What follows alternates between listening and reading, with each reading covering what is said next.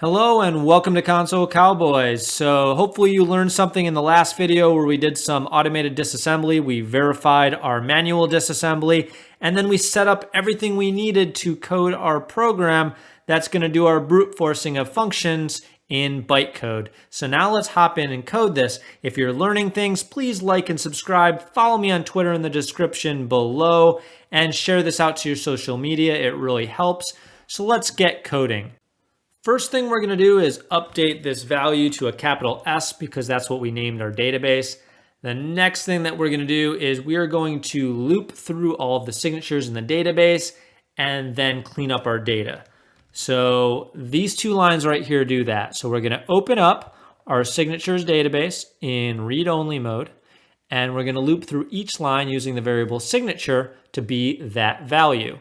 And what we want to do is clean up that value before we use it for matching in case random characters were added to it or it's in the wrong format. So first we're going to format it as a string by casting it to a string, and then we're going to use strip to strip off any data from the beginning or the end of the string in case there was new lines or something added to these values when we were editing them in Linux. You'd be surprised how often you debug for like 5 hours and can't figure out why something's not working when you simply have the wrong data than what you think you have. And sometimes when you print out that data, it actually doesn't show the issue. It's kind of hidden. I ran into some weird issues before. So next up, we need to check if the signature is found in the bytecode. Also very easy to do. We're just going to say if the signature is in the bytecode,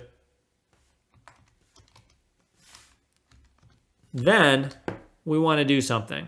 And what do we want to do? Well, we want to make a web request.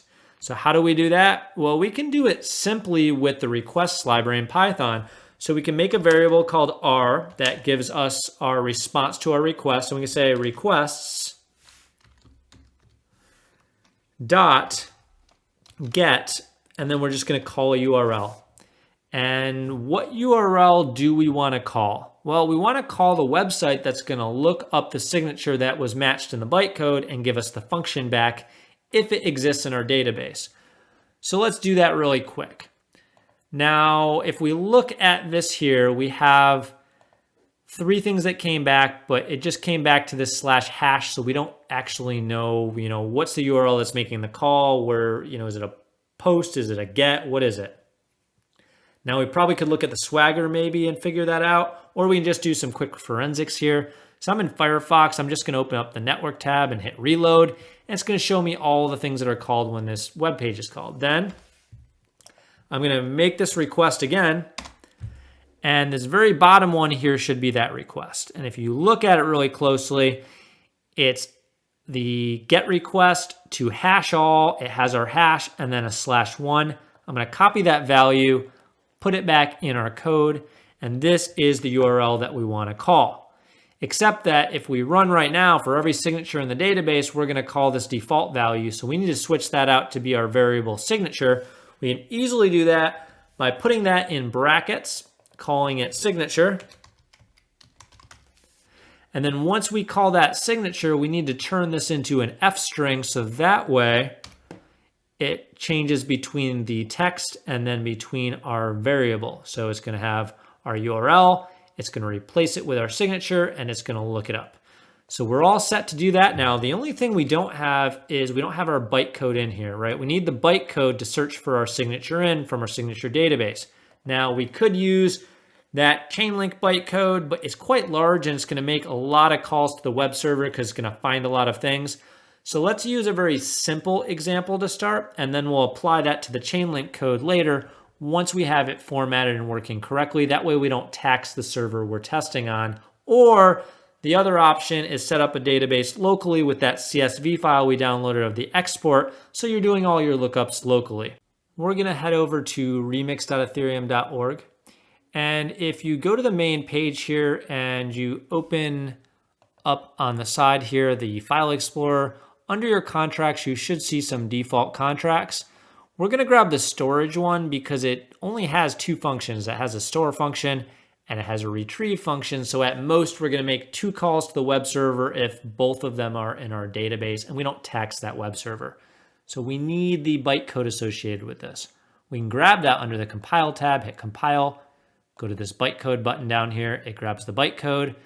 And then we are going to paste that in here. So you'll see that once you paste it in here, it's going to be all of this. We just need that bytecode line. And we can paste that bytecode right into our bytecode variable. So now we have everything we need to make our first request. So what's going to happen is we're going to load up our database. We're going to search through the signatures after we clean it up. We're going to say, hey, if this signature is in this bytecode, we want to make a request with that signature and get the data back into R. And then we need to actually print out what that response was. So we can say print r.text. So once we do that, it should print it out. However, I will tell you this is going to fail because their certificate is out of date. But let's show you what that looks like anyway. So we'll say Python brute force functions.py. And then we get this SSL error. So how do we fix this SSL error? Because it says certificate verify failed, has expired. Well, what we're going to say is just don't verify the certificate because we don't care. We're just trying to get some data back really quick. So we'll say verify equals false. So now we're not going to verify that anymore. It's just going to pull back data for us. So let's do that again. Okay, it looks like it matched some stuff here. So it matched something called at interverse bra. So we could look through that later and parse it when we're doing stuff. And then we matched on a store function, which we do know is in our contract. We actually saw that right here. So it is matching something, it is working. So now what do we want to do? Well, next up, we want to grab all of these matches out of here and only have the function name. So we're going to do a little bit of regex and then we're going to parse that out. Now this regex is not too scary. I'm just going to copy and paste it in here and then show you what it looks like. So what we're going to say is that our matches is going to be a list, and it's going to be a list of everything that it finds. So find all. So it found multiple things within certain things. So if we look at the web page here where I have this open, you'll see, okay, we found the name function. And then after the name function, we found this message hour function. So we want to grab all of these possible ones in one block of code and just put them all in this matches. And what do we want to parse them out by? Well, let's take a look back at that response again. So we have our name, and around our name, we have this text colon quote. And then after it, we have quote, comma. So we want to grab everything in between those two values. So what we're going to say is dot star question mark in parentheses, grab everything. So dot star means grab everything. And then we have this parenthesis here, which is what we want to grab before it. We want to grab from this comma or from that quote all the way to this quote, then grab everything in between, which is that name. And then we want to end it at quote, comma. So it's going to grab literally only this, and it's going to delimit it by between this right here and between that right there. That's really all we are doing. So it's this very, very simple find all, just looking for a value between these two things in each data block, and it's going to find all of them within a data block. Because if you look at this, and I'm just going to blow this up actually a little bit because you probably can't see it that well. We have the name that's in between these guys, and then we have, again, text, and then we have our function, and then it ends in this quote, comma. So it's going to find multiple ones in here and print them all out. So that's going to be our matches list. So then we want to print out what we found. Now it's a list of things, so we need to do a for loop, right? So we're going to say for match in matches, let's print them out. So we'll say print, and what are we going to print out? We're going to print out match. So pretty easy. All we're doing is grabbing all those values and then looping through them and then printing them all out, and we should see them down here instead of all this extra information. So let's take a look at this. Retrieve, warnings, slappy chuck. So there are our values here, and now we're getting, instead of like the big thing of text, right? So up here we had this big block of code. Now what we're getting is a list of function. Here's a function. Here's a function. Now these don't exist. These are false positives based on something that it saw in there. But then up here we have that store function, which is valid within that block of code. So we know that it is finding something now and that there is a false positive in there as well. So that's pretty nice. It's actually kind of working now. So what else do we want to do in here? Well, we only want to print stuff out if we get a 200 back, right? So if we go back to this website and we type in something else, like we'll type in something random. So it didn't find what our signature was in our signature database. It didn't exist in here for some reason. This is bringing this back. Well, what does this look like? Let's inspect it, right? So let's go to Network tab, and I'm going to reload this again, and we're going to run a new random value that's going to give us an error, and we get a 400 response, right? So this is a 400 bad request, and the real responses that come back are 200. So we want to filter out and say, if r.status underscore code equals 200, and we have matches in our matches list, then we want to print things out. But we don't want to print anything out if the status code is anything but 200, right? If it didn't come back 200 okay and find something, we don't care about it. And if there's not something that was matched in our find all, we also don't care about it. So let's move on. Otherwise, let's print them all out. So that should clean up any kind of random things when we don't find things. And then what we want to say is the inverse of that. We're going to say, well, else if r.status underscore code not equal to 200, let's just give an error message so we know that, we're getting errors from the page. Maybe we got rate limited or something like that while we're testing. And we just say something simple like print signature not found. And then we can print the signature.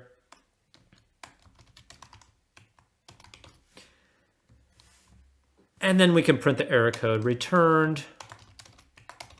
And we can say r.status underscore code. And that status underscore code is just a function that can be used on our responses within requests. If you look up the request library, you'll see that there. We can turn that into a f string so that way we can put the text in with these variables like this. And now if we print stuff out, it should, get rid of anything that's random. We probably didn't really have anything random because, it's a very small program. There's less that can go wrong here. But this is the information we got back. It's still kind of ugly because of colors and whatnot. So what I'm going to do now, we have a perfectly functioning thing, but it's hard to view because of the colors not being there. So what I'm going to do is just replace it really quick, then show you what I replaced, and then we should be good to go for as far as making things pretty. So it's not a lot of code here, and then I'll explain really quick what it is. So we're just going to replace this as doing our printing out of things. And you'll notice we didn't add too much, but we added a lot of this coloring right here. So we need to import that up here. We'll say import, it's colorama as, and I think it was F-O-R-E, right? So actually as a capital F-O-R-E. So now with that F-O-R-E, we can say F-O-R-E.green. And what we're going to say is if we have a match and it's a 200 response, let's just print out in green signature found. And then we'll print out in white possible function values for, and we'll show the signatures that we have possible function values for. And then under that, let's print out all of our matches, but this time we'll do it in yellow. So that way we can look at the differences of the colors and quickly view rather than trying to okay, what's in this output right here? And then if, our status code was not 200, meaning we got an error, let's just print out red, signature not found, our signature, returned, and our status code. And then let's clean up our terminal so we don't have random colored terminal back to the white that it is right here, and we're good to go again. And that's all I added. I didn't add any special sauce ninja code in here. That's literally all I added. And this is literally all of the code for what we need it to do. So let's quickly save this, and we're going to print it out just to make sure everything's working before we run it on our bigger contract. So we say Python, and we have a no attribute green. Module Colorama has no attribute green. So let's check what we did here. Wrong. And no attribute green. FORE.green. Colorama as. Okay, it's from. That is what I did. From Colorama. Import for, and that is why. So now it should work just fine. It's just the wrong way of importing it. They changed a lot of things in Python 3 versus 2, so you got to do things a little bit differently. Here we go. So now we are getting some color stuff back. So what did we get? So now we can see our retrieve function did come back because the color is showing us things. So we have our retrieve function. We have our store function. They're taking uint 256 value. This is just taking nothing. And then we have some kind of false positive here based on some value that it thinks it found. No big deal, but we have both of our functions, and now we have an idea, okay, this smart contract is storing a value, and then you can retrieve the value, but maybe we didn't actually have the source code for this. Maybe we got this in some weird way, like through a packet capture or from somebody else to forensically look at. We can kind of get an idea what this contract is doing. So now that we know it's working, other than we're getting these weird URL lib errors because we have an invalid, insecure request warning, there's a way to suppress that if you want. You can look it up by just searching that error on Google, or you can install that certificate local and take off that verify equals true, and it will get rid of that and clean up our output a little bit, which would be nice. But like I said, it just started having that error today, so maybe it just expired today. I don't feel like looking into it. Don't really care, we have it working, so we are all good. So now let's take our output from wallets here and grab that bytecode and replace it in here and see if it works on a bigger thing and finds all of those default ERC token stuff to let us know it's an ERC contract and what else it finds. So let's do that really quick. I'm going to clear this up, and we're going to run Python, and we're going to grab our wallets again, 03 wallets.py. And we'll get our code back here, and let's copy paste this again. So now this is our contract for Chainlink.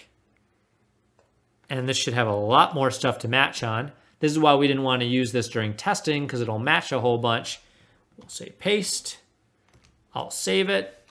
I'm going to clear out our screen and then make it bigger. And that's all we had to do is just replace that value, and we can run this again. And now let's see, do we find all of those ERC20 things? So let's see what we got. We're matching on a bunch of stuff. I see the name there. I see an approve, total supply, transfer from, decimals. So these are all the things that we were calling before that do exist in this bytecode inside this contract. Decrease approval, balance of. We're searching through a whole bunch of stuff here, and we know a lot of these exist because we saw them in the code and we actually called them. There's symbol, we called symbol. So let's give this a minute to finish.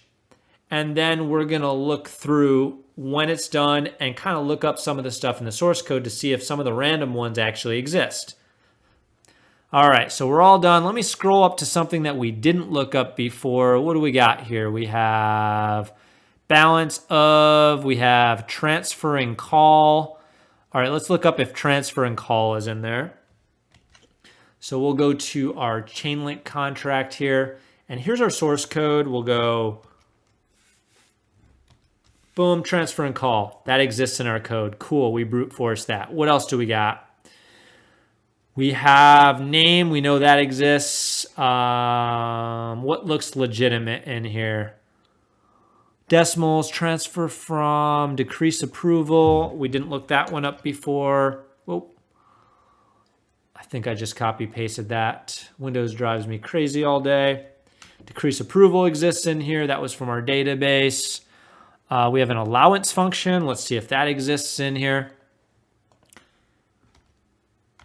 And that exists in here, right? So we now successfully wrote a brute forcer that looks through bytecode that looks like gobbledygook, right? We can't tell what's in this bytecode. We don't know what this thing is. Just this big old block of text up here, we're able to brute force this, find functions that exist in it from a function database online that is parsing all of the data from the blockchain all the time and just updating. And we have our own local database. We can actually do this all locally if we want, or we can call on the online one, pull down databases later, or add our own signatures in here. And this might help us profile a piece of bytecode that we don't have code for. So I hope you learned a whole ton of stuff. Please like and subscribe if you did. And now we're going to hop back into the regular curriculum again. And in the next video, we're going to learn how to sign things, and then we're going to look at contracts and exploiting them. So I will catch you in the next video, and you guys have a great night.